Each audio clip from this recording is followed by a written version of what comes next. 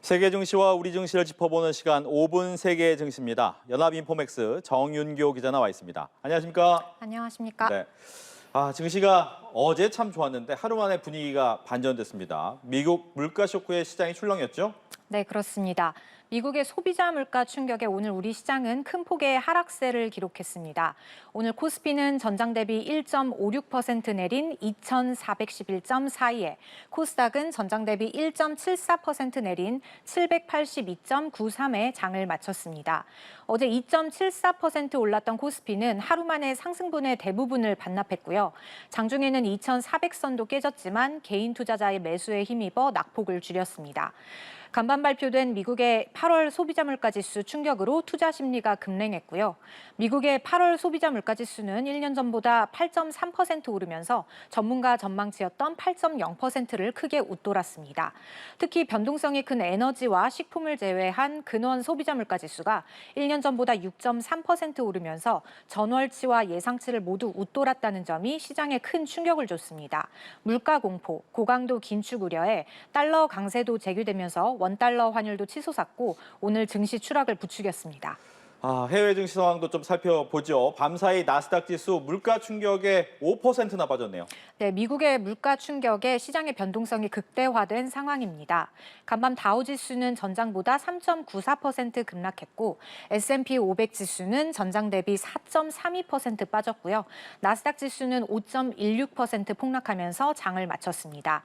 S&P 500 지수 내 11개 업종이 모두 하락한 가운데 애플과 마이크로소프트, 알파벳 등 대형 기술주가 모두 5% 넘게 급락했고 엔비디아와 메타 플랫폼스 주가는 9% 이상 폭락했습니다.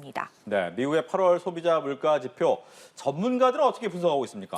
네, 먼저 헤드라인 기준으로 보시면 상승률이 두 달 연속 둔화하기는 했습니다. 미국의 소비자 물가지수 상승률 추이를 보시면 지난 6월 9.1%로 사상 최대치를 기록한 이후 2개월 연속 내림세이기는 합니다. 다만 8월 소비자 물가 상승률이 8% 내지는 7.9%까지 내려갈 수 있다고 봤던 시장의 기대에는 찬물을 끼얹었고요. 전월 대비로는 0.1% 오르면서 마이너스 상승률을 기록하지 않을까 했던 기대도 무너뜨렸습니다.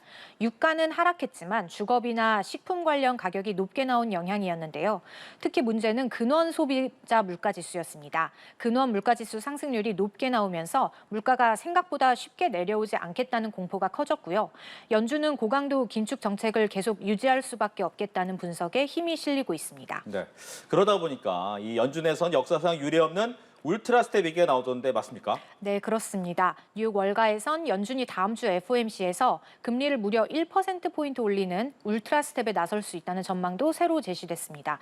어제까지도 시장은 연준이 이달 금리를 0.75%포인트 올리는 자이언트 스텝에 나설 거란 시나리오를 기정사실로 여기고 있었는데요. 이제는 다음 주 FOMC 전까지 자이언트 스텝이냐 아니면 울트라 스텝이냐를 두고 의견이 갈리는 상황입니다.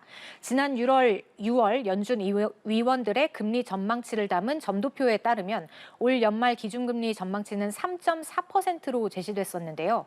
지금 골드만삭스, 노무라 등에선 올해 안에 금리가 4%를 넘을 가능성도 거론되고 있습니다. 금리가 4%를 넘길 경우 2008년 1월 이후 최고치가 됩니다. 네. 이처럼 원달러 환율이 더 오를 가능성도 커졌고 주식시장 전망은 더 암울해지겠군요. 네, 그렇습니다. 오늘 외환 시장에서 원달러 환율은 1,390원대로 단숨에 진입했습니다. 장중에는 1,395원 50전까지 오르면서 13년 5개월 만에 최고치를 기록했고요. 외환 시장에선 당국이 강한 방어 의지를 보여주지 않는다면 환율이 조만간 1,400원대로 오를 수 있다는 전망도 나옵니다. 증권업계에서도 당분간 고통스러운 시기를 맞이해야 할 거라는 의견이 쏟아지고 있는데요. 앞서 지난주 후반부터 미국 물가 상승률이 둔화하지 않을까 하는 기대로 시장이 반등했던 건데 이제는 모든 가정을 새로 해야 하기 때문입니다. 전문가들은 코스피가 조만간 연저점까지 내려갈 수 있다고 보고 있고요. 장기적으로 보면 내년 초까지 걸쳐서 2,100선도 내줄 가능성이 있다는 분석도 나옵니다. 네, 좀 암울한 전망인데 내일 증시 전망은 또 어떻게 될지 또 주요 일정은 뭐가 있는지 소개해 주시죠. 네, 먼저 오늘 아시아 시장에서 S&P 500 선물 선물과 나스닥 100 선물은 일제히 강보합세를 나타냈습니다. 간밤 뉴욕에서 지수가 크게 밀린 데 따른 기술적 반등으로 풀이되고요. 오늘 밤에 지켜보실 지표로는 미국의 8월 생산자 물가지수가 예정돼 있습니다. 생산자 물가지수는 시차를 두고 소비자 물가지수에 영향을 미치기 때문에 이 지표 역시 주의 깊게 확인하셔야겠고요. 이외에는 크리스탈리나 게오르기에바 IMF 총재의 연설이 예정되어 있고 유럽에선 엘리자베스 메컬 유럽 중앙은행 이사가 연설에 나섭니다. 네, 지금까지 5분 세계 증시였습니다. 정윤규 기자 잘 들었습니다. 감사합니다.